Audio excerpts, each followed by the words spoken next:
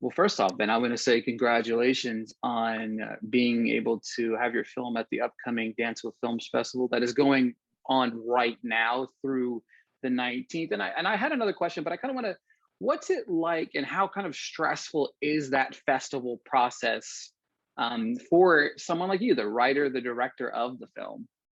I would say it's been pretty great. It hasn't been stressful. I think that the shorts programming team in general has been extremely communicative. I'm always impressed by Lindsay's ability to respond to emails in about 5 seconds. That's Lindsay is the festival shorts programmer. And I mean, having a good team to walk me through it.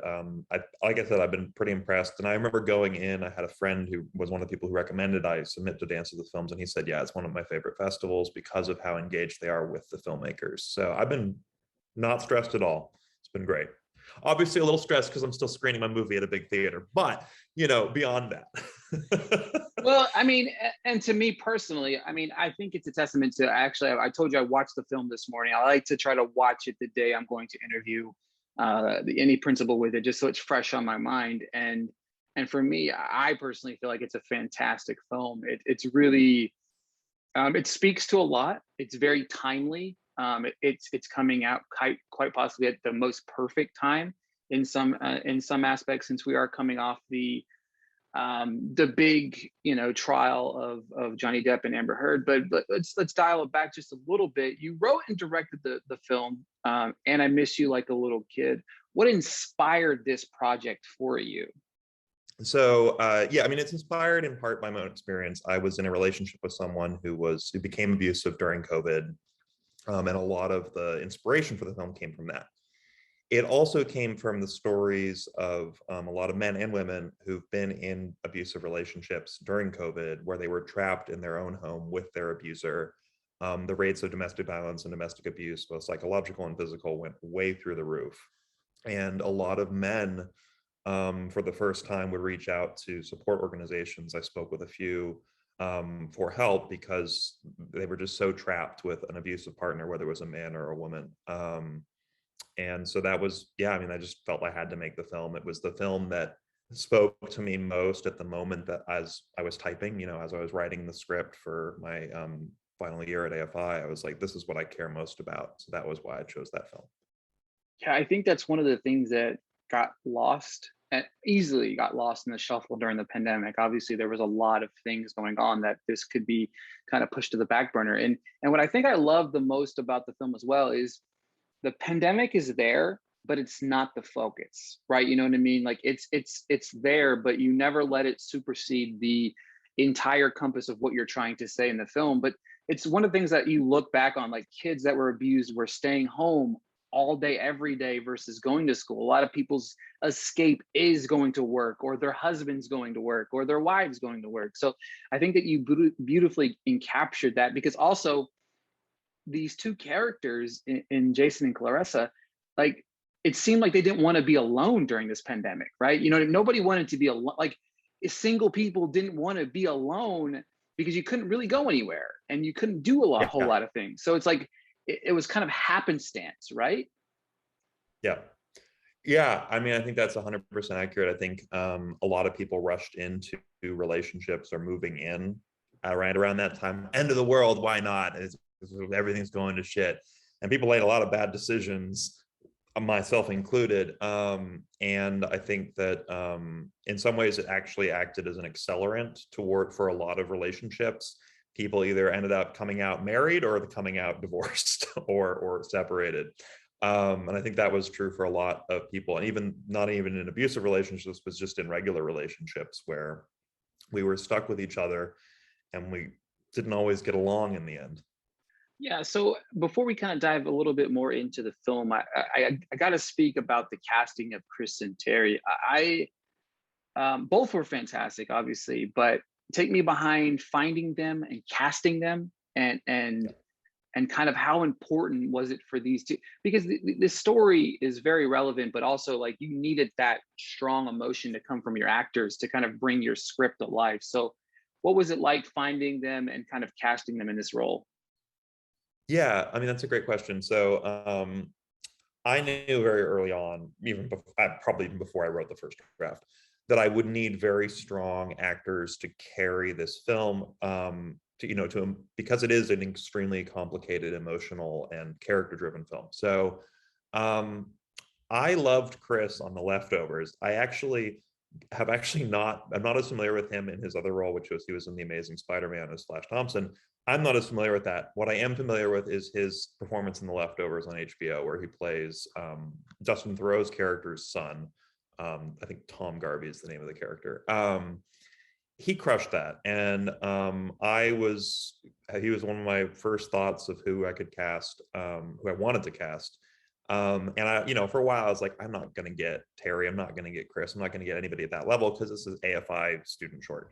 But I made a good call, which was reaching out to cold reached out to Jamie Castro as part of the casting society, who she was a Sean Nolan casting director. She did Grey's Anatomy. She did a whole list of shows. She did Inventing Anna, which is just released on Netflix. And Jamie was able to get the script to agents at ICM, to agents at industry, and actually get it in front of their reps in a way that obviously I probably would not have been able to. And so that's how we did it. We did offers to Chris. We got Chris, I think 3 weeks in, 3 weeks before shooting, and we got Terry about a week and a half. Terry actually read it in between stoplights. That's how excited her reps were for her and how excited she was to read it. So obviously at stoplights, not in between stoplights, at stoplights. She was reading it at stoplights, let me clarify. And she's called her rep immediately and said, I want this role. And that was, honestly, it was great working with them. They're both extremely talented actors, both cast a little bit against type, actually. Chris kind of played this more like model, like hunk boy role mostly before, and this is a very sensitive and emotionally subtle performance from him, and I'm really grateful that he was willing to be vulnerable that way with the camera. Yeah, speaking of that vulnerability, there's a lot of it in this film. You know what I mean? There's a lot of touchy subjects and things that you kind of go down that path. What was it kind of like working with them to kind of convey that vulnerability? Yeah, I think they brought a lot of their own experiences to it. I think that one of the things I always look for in actors is not only like can they put on a mask, but does that mask mean something to them? Does the role mean something to them on a personal level? And for them, it was interesting. Chris is much more how do I put this? Chris is more like I think more method in the traditional sense. And then Terry is much more like she likes to know in great detail the backstory of the character so that she can build out from there. And it was different. There were different working styles, and it was great. I think like sometimes the best thing I could do is just like after a really tough take, I remember Chris was like, I need a hug, and I gave him a hug. And that was kind of some of the good, that's like a good piece of direction, is like making a space for your actors to be vulnerable. Our camera operator during a particular scene, a very intense scene, it's the scene where he's on the couch, self-harming. And our camera operator wept during that scene watching him. And she told me afterwards that as she was filming it, she was crying because of how vulnerable his performance was. So yeah, it was great. It's very brilliant. Another thing that I had to touch on is the cinematography is absolutely like, it's a short film. You never know kind of what the technical aspects of the short films are going to be, but to me, you really encaptured, and Ethan there, I think is Ethan. Yeah, Ethan. Yeah, Ethan spelled really, funky, but yeah, I know. So I was like, I have it right here. I'm like, but he really love captured. But it's really beautiful. Like this film is really gorgeous, and even like a lot of it set inside, it still really has a beautiful color palette to it. How did you kind of get that and work with him to get that? Yeah, that's a great question. So Ethan and I, early on, we decided to shoot it handheld because we wanted it to feel like the audience was in there with them in a visceral sense. With a film like this, it can sometimes come across as unbelievable to an audience because of how rare or how few, not often a male survivor is depicted on screen. So we wanted to make it so that the audience felt like they were there and felt like it was real. So we did that. We also aimed for realist lighting, but with a kind of transcendental quality to it. So we made sure that we were doing lighting the room so that we could have much more flexibility when moving with the camera to focus on the actors. I think our goal was to make it a realistic film, but a beautiful realistic film in terms of its cinematography. And I have to give a shout out also to our colorist, Freddie Buckenhauser from Picture Shop, who took our amazing footage that Ethan and the team captured. And then, I mean, trust me, those greens were not those greens were blown the fuck out because we were on an Alexa, an Aria Mira. And I remember just the magic of the colorist coming in and doing some power windows, and then it was great. Yeah, it kind of blew me away. Just the technical aspect of this equaled the not just the acting and the directing and the writing, but it was just kind of beautiful how it all comes together. You touched on something that I really love that this story tells. There's a huge misconception about men and whether they can or cannot be abused, and this story really captures that very well, and it can be a conversation starter in my opinion. How do you think that we attempt to kind of move past the notion that men can't be abused, men can't be sexually assaulted and stuff like that? I mean, I think there's two ways. One is the hard math, and the other is the reality, is just the realistic, stories. A hard math is that 1 in 4 men, it's 1 in 3 women will experience domestic violence in the course of their lives, and 1 in 4 men will experience it. And obviously, it goes in terms of actually like showing up at clinics. It's very underreported.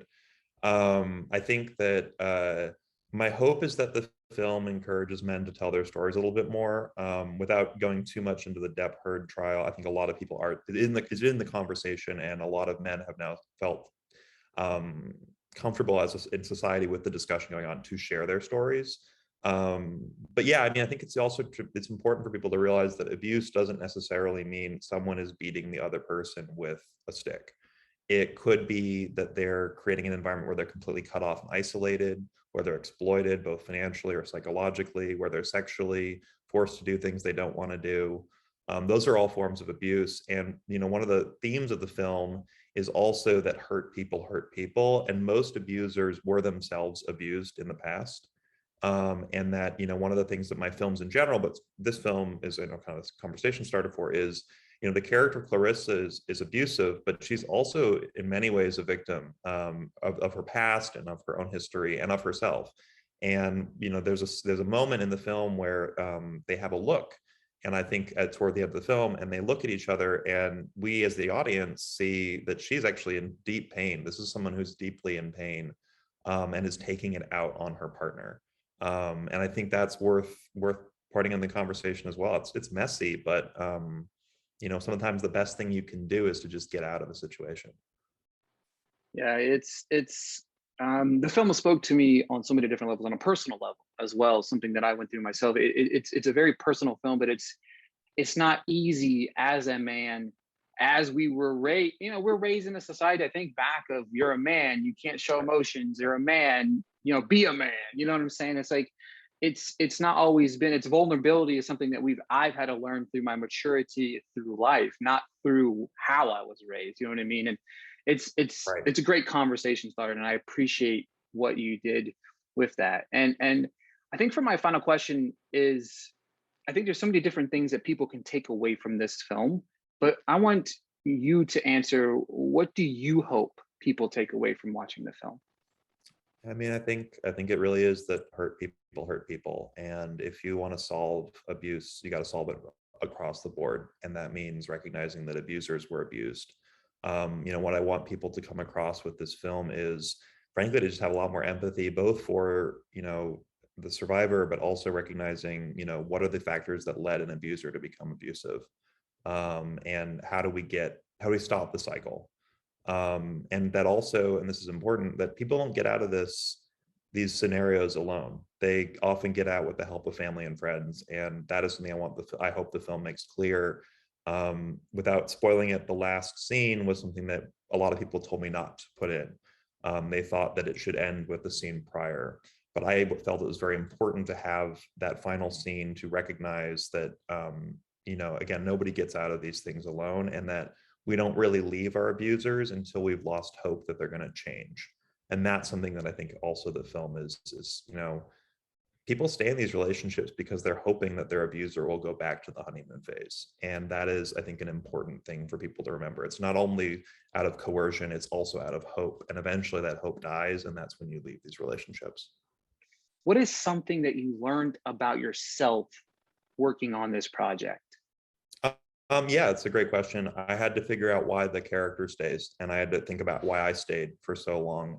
And the reality is I had very low self-esteem, and I had to learn that and learn how to deal with that, and to recognize that I, as a person, deserve better than what was happening in that situation. So I learned that during the film.